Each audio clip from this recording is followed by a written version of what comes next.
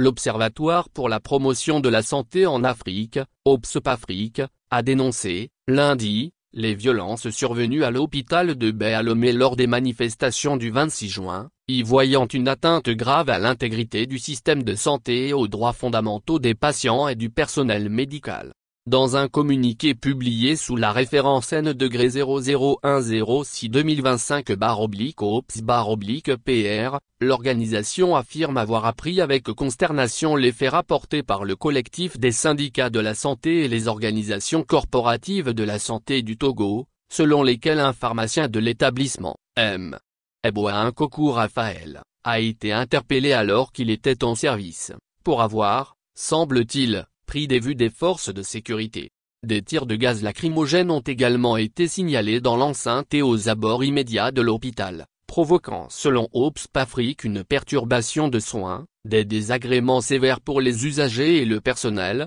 ainsi que l'incendie de l'ambulance de l'établissement. L'organisation rappelle que les structures sanitaires bénéficient, même en période de crise, d'une protection particulière. En vertu des conventions de Genève et du droit international humanitaire, les établissements de santé bénéficient d'une protection spéciale, peut-on lire dans le texte, qui évoque également l'article 34 de la Constitution togolaise, garantissant à chaque citoyen le droit à la santé. OPSPAfrique s'inquiète des traumatismes physiques, psychologiques et structurels que ces violences pourraient provoquer tant pour les usagers que pour le corps médical, déjà confronté à d'importantes difficultés dans l'exercice de sa mission. Elle appelle les autorités à prendre toutes les mesures urgentes pour réparer les dommages causés, à sécuriser l'hôpital, à prendre en charge les victimes, et à doter d'urgence le centre d'une ambulance fonctionnelle. Tout en saluant l'engagement concret du ministre de la Santé pour l'amélioration des soins,